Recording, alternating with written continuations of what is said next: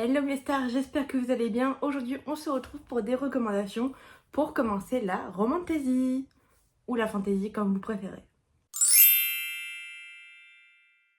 Ça fait un moment déjà que je voulais faire cette vidéo et j'ai trouvé enfin le temps de la faire et surtout de vous la poster parce que c'est vrai que ces derniers temps, je prévois mes vidéos à l'avance. Donc ça laisse moins place aux imprévus. Mais écoutez, tant mieux, au moins mes vidéos sont prêtes et sont postées à l'heure. Et comme je vous l'ai dit, je vous retrouve pour vous faire des recommandations de livres qui sont de la romantasy pour ceux qui veulent commencer à en lire, qui n'ont lu que de la romance par exemple, ou ceux qui lisent tout autre genre, ou même si vous voulez dépiler la lecture avec ça. Et du coup, j'ai quelques recommandations, donc j'en ai 1, 2, 3, 4, 5. 5 recommandations, 6 recommandations. J'ai du coup 6 recommandations pour ceux et celles qui voudraient commencer la romantasy. Et ce sont des livres du coup qui se sont selon moi parfaits. Donc on va pas plus tarder, on va commencer tout de suite la vidéo. Je vais commencer avec la duologie Gods of Love qui est de base en rayon romance chez Hugo New Romance, mais qui parle quand même de mythologie et on a quelques éléments dedans qui sont quand même un peu fantasy fantastique. Et je trouve que c'est le livre parfait pour commencer parce que justement on est plus sur de la romance et ensuite quelques éléments en arrière sont du coup un peu fantaisistes, notamment du coup c'est de la mythologie grecque, mais pour moi c'est du fantasy fantastique quand même parce que quelqu'un qui a des ailes, ce n'est pas normal, entre guillemets. Moi, c'est des livres que j'avais lus super rapidement, je vous en ai déjà parlé plein de fois. Ils sont d'ailleurs dédicacés, parce que j'ai été à une dédicace avec Eugénie, pas avec Eugénie, pour Eugénie, il n'y a pas longtemps sur Rouen. Donc, mes deux sont dédicacés, donc je suis super heureuse. Et ils sont classés en catégorie New Romance, mais pour le coup, pour moi, ce sont principalement un petit peu de la fantasy. Parce que romantasy même principalement, parce que dedans, comme je vous l'ai dit, il y a des éléments un peu fantaisistes, donc voilà. J'avais lu le premier en une après-midi, donc ça se super bien. Le deuxième, j'avais mis un petit peu plus de temps, mais c'était par rapport à ma vie en fait, juste j'avais moins le temps.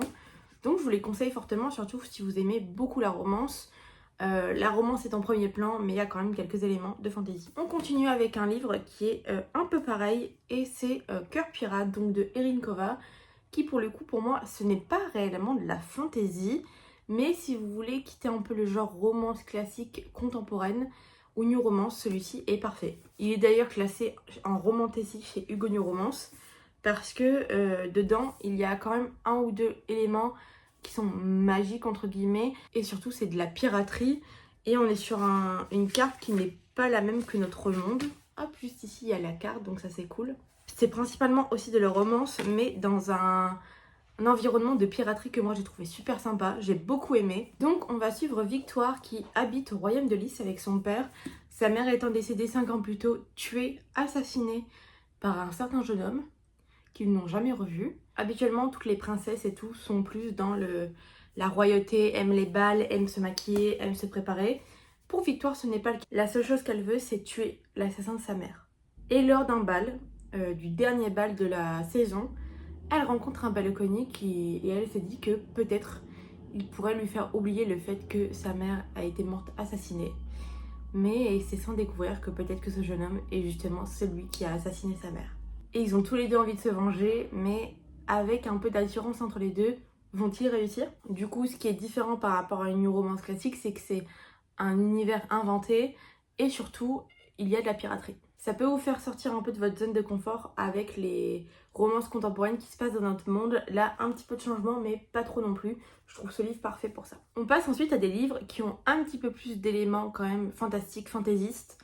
On passe un step au-dessus, mais c'est pas non plus les livres les plus compliqués au niveau du world building ou autre. Donc il y a La maison au milieu de la mer céruléenne, donc de T.J. Klune, que j'ai en une très belle édition. Hop. Et dedans, on va suivre Linus Baker qui vit quand même une vie assez calme et solitaire. Et il travaille au ministère de la Jeunesse Magique. Il a un boulot qui est quand même assez répétitif, mais lui, ça lui convient. Il aime aller au boulot, rentrer chez lui, être tranquille, avoir ses petites habitudes. Et un jour, un de ses chefs vient le voir pour lui annoncer qu'il va devoir partir un peu en expédition, je dirais, pour aller voir la maison du coup au milieu de la mer céruléenne et voir si toutes les conditions magiques ils sont respectés. Pour lui, c'est un peu une occasion de voir la mer pour la première fois et l'océan et de voir la plage. Donc il est content, mais en même temps. Mais de ce que je me souviens, c'est pas ce qui l'enchante le plus. Arrivé là-bas, il va découvrir un orphelinat avec des enfants très spéciaux. On a par exemple un enfant qui est Lucifer en personne. On a un enfant qui se transforme en chien. Et vous voyez, ça, ce sont tous les enfants qui y sont. Et au début, vous vous dites, c'est un peu bizarre. C'est vrai, j'avoue. Mais on va y découvrir beaucoup plus que ça. Il y a vraiment des leçons entières à tirer de ce livre. Et donc, pour revenir au résumé, quand Linus arrive là-bas, il est un peu étonné et pas choqué, mais ça le surprend parce que pour le coup, il est entouré de personnes et il n'a pas l'habitude. Et surtout, il va faire la rencontre du gérant de cet orphelinat, qui est Arthur. Et il va peut-être s'attacher aux enfants et à Arthur. Et il va se rendre compte surtout que les enfants sur l'île sont très mal vus alors que ce ne sont que des enfants en fait. Et donc il va s'en découler plein de choses. Alors moi je trouve que ce livre il est parfait pour commencer la romantaisie ou la fantaisie en général parce que la romance est en fond. C'est que justement je trouve ça assez marrant et c'est assez original dans le sens où on a rarement le fait d'avoir des orphelinats avec des enfants avec des pouvoirs ou des particularités physiques très spécifiques. Et je trouve que c'est un roman qui est doudou quand même et qui est parfait pour commencer parce que c'est pas non plus le monde entier qui est différent. On va avoir les spécificités des enfants qui sont différents, mais le reste assez classique. On a ensuite la saga Lux, donc de Jennifer Ellermann-Trout. Donc le premier tome c'est Obsidienne.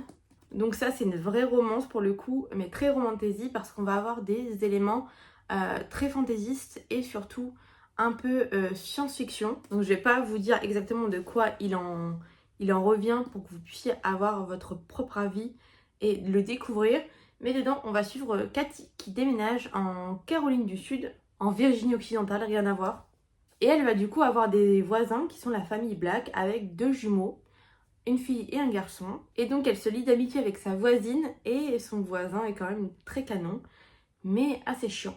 Et elle va se rendre compte surtout que tout le monde fuit un peu cette famille et que personne ne vient vers eux et que c'est assez compliqué, vu de l'extérieur, de voir à quel point ils sont un peu mis de côté. Mais tout lui crie de s'approcher d'eux et surtout de Damon.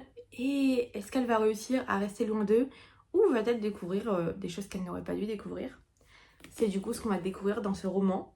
Et j'avoue qu'au début, j'ai attendu un petit peu que les éléments paranormaux arrivent, mais c'est vrai qu'ils arrivent un petit peu plus loin dans le roman. Et ensuite, toute la saga est liée par rapport à ça, mais le début, c'est de la romance pure et dure, selon moi. On a ensuite un step au-dessus, mais qui n'est pas non plus le pire des world building et des romantaisies. C'est Ginevra Rousseau, Dragon enflammé et autres nécromancités de Gaël Bonacieux, chez les éditions Octoquill. Je le conseille parce que c'est un roman qui est quand même assez bien construit.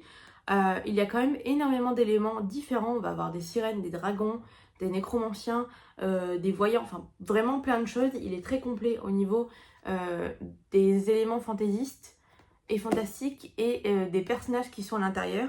Donc on va pas se cantonner à une seule personne qui est par exemple une sorcière ou autre.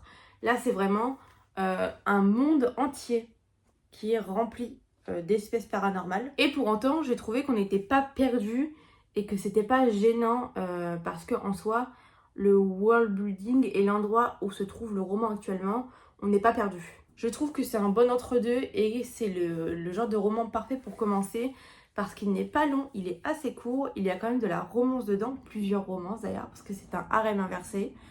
Et on va suivre une enquête qui fait que je trouve ça cool en fait. Le livre est en plus magnifique, regardez les en-têtes de chapitres. On va avoir des illustrations dedans. Et il y a aussi les bas de chapitres, enfin les bas de pages, qui sont magnifiques. Et la couverture en elle-même est trop belle. Moi je sais que j'attends énormément le tome 2 pour ce roman. Et j'ai adoré. Et je suis certaine que pour vous, ce ne sera pas trop compliqué de tout comprendre.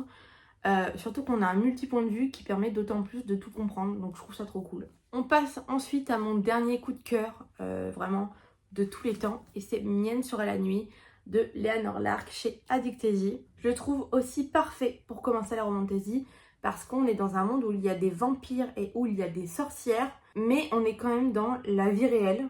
Dites-vous que c'est un peu comme un Twilight, mais en mieux, avec l'inversement, donc c'est-à-dire que c'est la femme qui est le vampire et que c'est l'homme qui est l'humain. Et on a vraiment la rencontre entre le monde surnaturel et le vrai monde, entre guillemets, si je peux dire ça, c'est-à-dire les humains et la Terre. Et c'est quand même un sujet dont on parle assez dedans, parce que Grimm, pour le coup, elle est endormie depuis des siècles. Je sais pas si c'est des siècles, mais depuis un moment déjà, suite à une bataille qu'il y a eu dans sa famille. Et les sorcières ont décidé de l'endormir. Et bah, peut-être que notre petit Alastair va sans vouloir la réveiller. Et donc en se réveillant, elle découvre un monde moderne qui n'a rien à voir avec ce que le monde était lorsqu'elle s'est endormie. Et elle va se rendre compte qu'il n'y a plus de reine vampire comme elle est. Parce que dans ce monde de vampires, entre guillemets, ce sont les femmes qui sont des reines et tous les hommes sont un peu comme des esclaves. Et elle a toujours vécu dans l'ombre de sa mère et aujourd'hui elle veut éviter ça.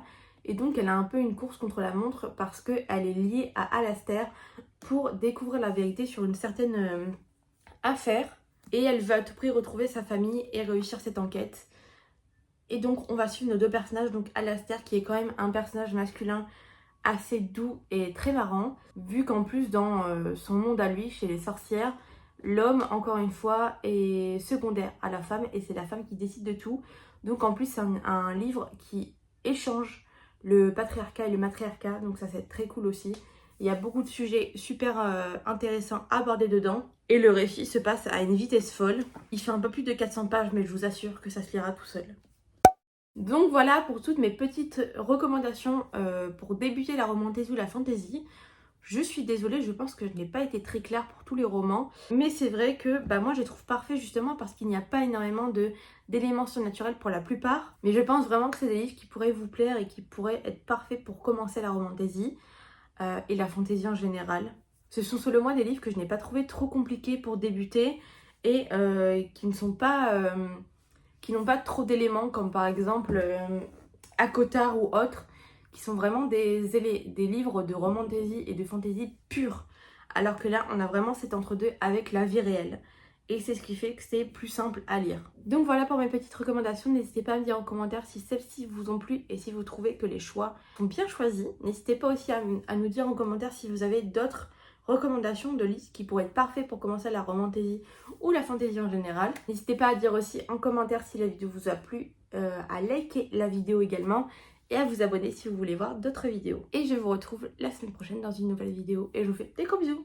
À bientôt.